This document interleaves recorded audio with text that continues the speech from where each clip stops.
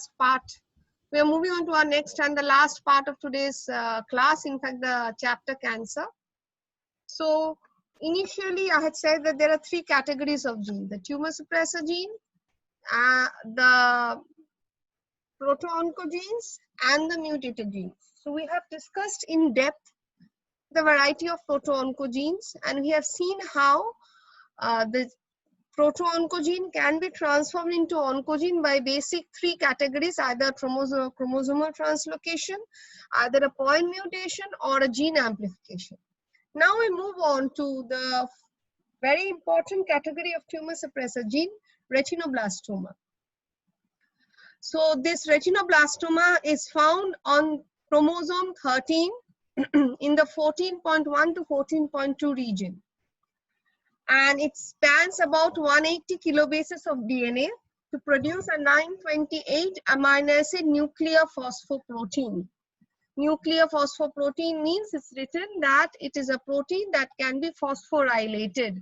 So at times it is known as, PRB. So it's a phosphoprotein. It is mainly involved in regulating the cell cycle G1 to S checkpoint. So if you remember your cell cycle class, phosphorylated normal condition E2F is bound to RB. Cyclin D is synthesized in the late G1 just prior to restriction, and cyclin D phosphorylates RB. The moment the RB is phosphorylated, the RB cannot sequester E2F anymore. RB detaches. E2F is now free to transcribe and further translate all the proteins required for our S phase, and the cell proceeds to S phase and then finally to mitosis. And I have also said that in a cell with two mutant RB proteins, it is seen that the RB is unable to bind to E2F. So E2F is constantly free and the E2F can jump. So these portions can be omitted out and the E2F can jump to this state, where it can constantly go on transcribing the S phase proteins, and the cell can skip the restriction checkpoint rather, and from G1 to S, the cell can directly move from G1 to S if RB is phosphorylated. So this is basically the function of RB. Now coming to the next important TSA, that is P53. P53 is a very vital gene because we have read this gene in cell cycle, we have read this gene in apoptosis, and now we are reading it in cancer. And P53 can be mutated. The somatic mutations may be due to a virus, due to environmental carcinogen, chemical in nature, or due to environmental carcinogen, which can be physical in nature. And a P53 gene mutation, as you can see, has been associated with bladder, blood, brain, breast, colon, esophagus, liver, lungs, spleen, or thyroid. So P53 malfunctioning has been associated with a host of cancers, thereby constantly reminding us the importance of P53 at the junction of a cell cycle checkpoint. So if we look into the P53, this question comes on and off. Why is P53 called the guardian of genome?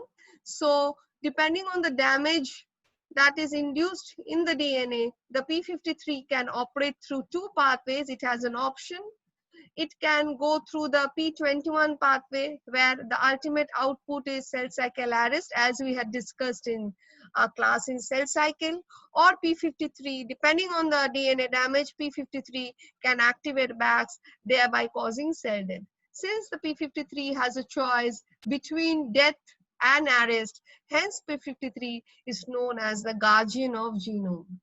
P53 is located in chromosome 17, and this is the structure of P53. P53 is regulated by another protein, which is a ubiquitin ligase of P53, the MDM2. This is the MDM2 binding transactivating domain. And this is the domain where it can bind with a lot, the protein. This is the domain which, when transcribed to the protein, helps the protein in contact with the promoter region of a host of genes which can be induced by P53. So this is the same picture actually, and if you look here, this is further highlighting the role of P53. This picture I had also shown it in my cell cycle slide, that depending on the P53, MDM2 is actually the regulator of P53. Depending on whether it's a death signal or arrest signal, if it's a death signal, then cellular death. If it's arrest signal, then cellular arrest. So it can act in either way. Normal condition, P53 is regulated by auto feedback loop via the MDM2 protein. So this slide had been discussed. This is a detailed structure of the P53 gene. Schematic linear representation of all the P53 family of proteins, P53, P63, P73. All the three proteins share a common negative regulatory domain. So NRD is a negative regulatory domain. This is just for picture. For second semester, you don't need to study in details this picture. This is just to show you the three category of proteins that are obtained from the TP53 gene. Last, coming to the tumor suppressor gene BRCA1 and BRCA2, I had said that BRCA1 is located in chromosome 17, and BRCA1 has been associated with ovarian cancer. However, BRCA2 has not been seen to be involved with any other form of cancer. You can see the role of BRCA1. BRCA1 plays a big role in misfolded protein response, in DNA response, in checkpoint for DNA repair response, in tumor suppressor response, chromatin remodeling. So this is a broad role that BRCA plays, and in between it involves a number of proteins. As you can see, you have read this protein in apoptosis, ATM. It's a survival protein. And you have read about P53 earlier, and you have read about RB. So BRCA1 can indirectly upregulate or downregulate P53 and RB also. And this is how, when there is a DNA damage and the DNA double-stranded breaks are induced, then what happens?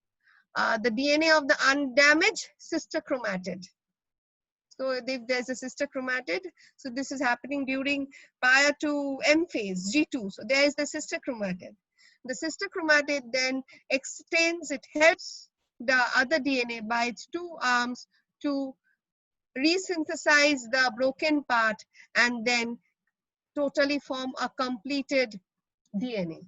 The sister chromatid plays a big role, but this total process is controlled by this group of enzymes where the BRCA1 plays a pivotal role.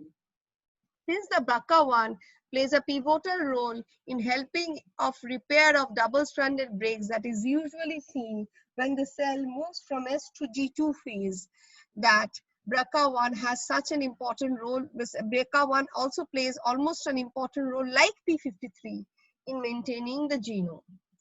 And finally, coming to the mutator genes, even though BRCA1 is also known as a tumor suppressor gene, it also falls under the category of mutator genes.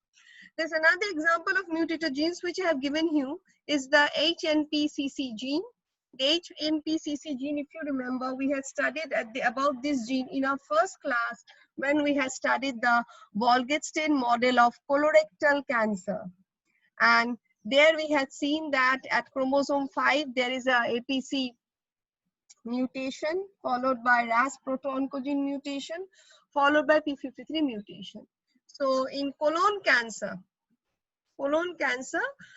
this particular gene, HNPC, results in this particular HNPC, that is hereditary non-polyposis colon cancer, is a result of mutation in autosomal dominant gene in early phase of colorectal cancer. The gene name is adenomatous polyposis coli. It includes a family of 4 genes named as MSH2, MLH1, MS1, and PMS2. So these genes, or any mutation in either one of the genes or mutation in variant in any of the 4 types can result in colon cancer. So these genes are, the APC gene is specifically a gene playing a big role in genome maintenance. Now coming to the mutator genes, I wanted to show this slide that what does the word mutator means. The word mutator means caretakers. So these genes are caretakers. So what do they take care of? So they take care of the process of defective microsatellite instability synthesis, or the polymerase or recombination process, or double-stranded break repair process, or amplification or aberrant chromosome segregation.